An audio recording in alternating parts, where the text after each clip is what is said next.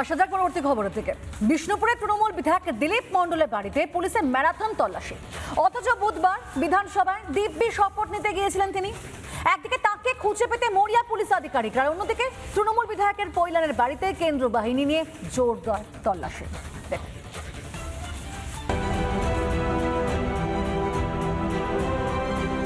বিষ্ণুপুরে তৃণমূল বিধায়কের অট্টালিকা পৈলানের সেই প্রাসাদেই হানা দিল ডায়মন্ড হারবার জেলা পুলিশ।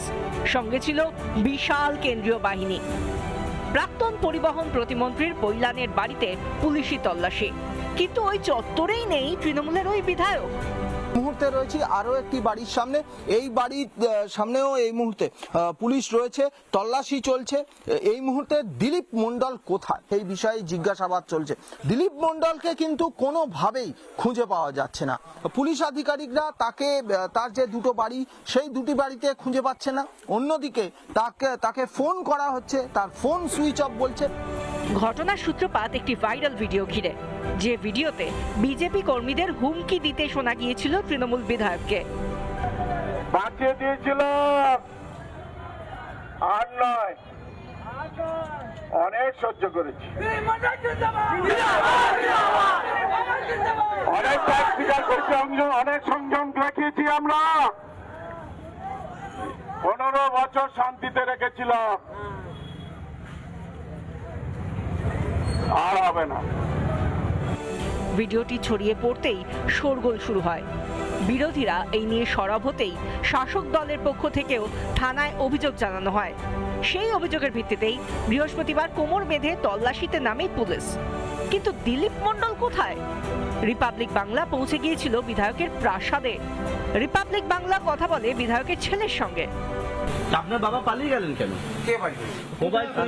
মোবাইল সুইচ অফ কোথায়? উনি তো বিধায়ক। তুমি কোথায়? আপনারা জানেন না, আপনি তো ওনার ছেলে। আমি ছেলে, আমি এখানে আছি। হ্যাঁ, মানে বাবার সঙ্গে ফোনে কথা হয়েছে? না। লাস্ট কখন কথা হয়েছে? মামলা হয়েছে একটা, তারপর থেকে আর নেই। লাস্ট কখন কথা হয়েছে ভাই? লাস্ট আমাকে কাল থেকে আমার সাথে কথা হয়নি। কাল কখন কথা হয়েছে? কোথায় চলে গেলেন উনি? বলছি তো কথা হয়নি। কোথায় গেলেন বললে বোঝো কাণ্ড। বাবা কোথায় সেই খবর জানেন না ছেলেও। এখানেই শেষ নয়, আরো শুনুন কি বলছেন বিধায়ক পুত্র। আচ্ছা, এটা আগেও একটা তথ্য দেওয়া হয়েছিল যে এটা ফ্যামিলিগত বাড়ি। হ্যাঁ। এটা দিলীপ মণ্ডলের বাড়ি নয়, দিলীপ মণ্ডলের ভাগে আছে, নাম আছে, ঠিক আছে। এখানে কাকাদের নাম সবার ভাগে আছে। কি বুঝলেন? নেমপ্লেট বাবার নামে, অথচ নাকি তার বাবার বাড়ি নয়।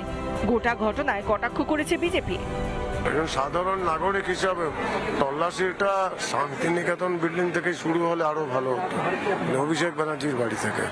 আপনি তৃণমূলের বড় নেতা ছেড়ে দিন, চুনোপুটি পঞ্চায়েতের প্রধান তো ছেড়ে দিন, পঞ্চায়েত সদস্য, তাদের বাড়িগুলো দেখলে আপনার হৃদকম্প বন্ধ হয়ে যাবে। ভয়াবহ অবস্থা, মানে কত কোটি কোটি টাকা এরা কামিয়েছে।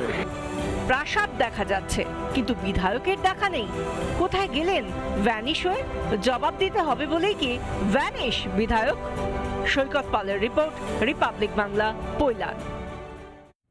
নানা ধরনের কন্টেন্ট দেখার জন্য লাইক করুন, শেয়ার করুন আমাদের ফেসবুক পেজ, সাবস্ক্রাইব করুন আমাদের ইউটিউব চ্যানেল। পাশাপাশি অন্যান্য ব্রেকিং নিউজের জন্য অবশ্যই চোখ রাখুন রিপাবলিক বাংলায়।